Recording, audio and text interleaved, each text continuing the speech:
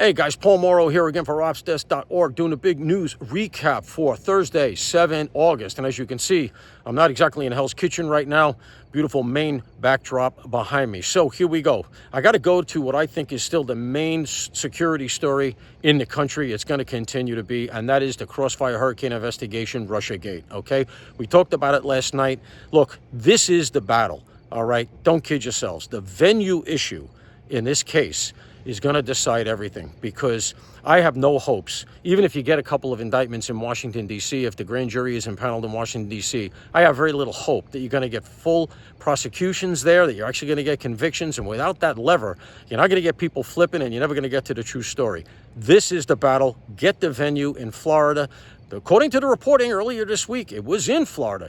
Now I'm hearing some pushback, so it's gone a little vague, but this is the thing that's going to matter. Now, if it is Florida, let's go through a couple of things. First of all, that likely means they got that venue due to the raid on Mar-a-Lago, because that's what's down in Florida.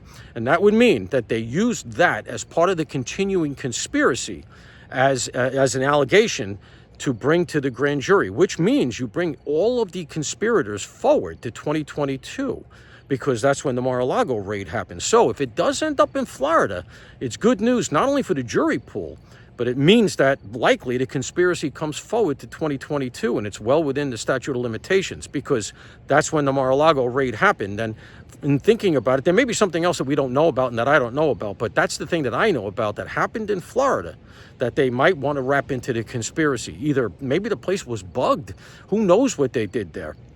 So that is the thing that I would be keeping an eye on going forward. Now, in order to really pursue this thing, the guy they got to focus on is a guy named Kevin Clinesmith. A lot of you won't know that name, but we got to review this. Clinesmith was the FBI attorney who wrote and was the main shepherd of the FISA warrant on Carter Page. Now, what does that mean? FISA warrant is a wiretap. It's a national security wiretap, goes through a special FISA court in Washington, D.C. The provisions come out of the Patriot Act. Okay, that was the way the FBI got into the Donald Trump campaign in 2016. The warrant was bogus, as we all know. Not only was it based on Christopher Steele, which turns out to be a complete pile of nonsense, but also Clinesmith, the attorney, had to plead guilty to altering the documents to make it look like Carter Page was more culpable, more guilty than he was. He wasn't guilty of anything.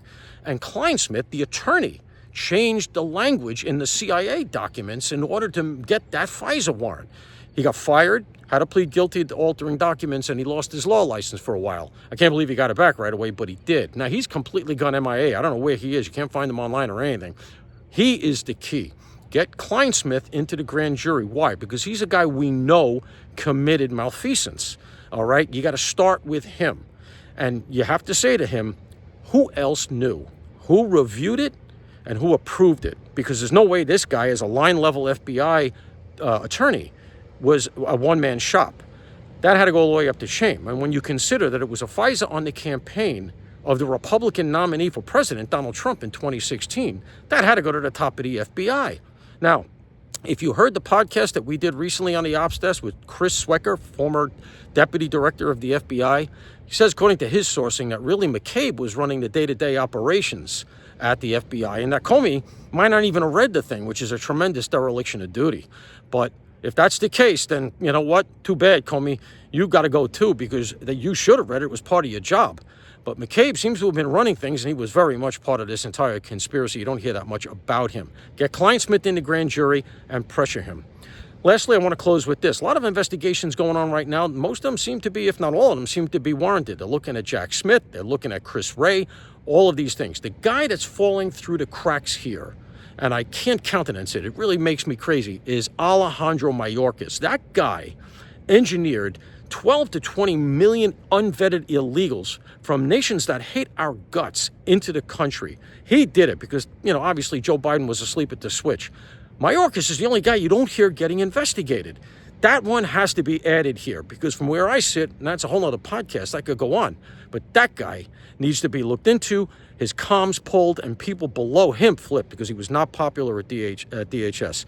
And finally, congratulations to Greg Gutfeld on appearing on the Jimmy Fallon show. Got to admit, that was the only time I've enjoyed that show. It was a lot of fun. Good for you, Greg.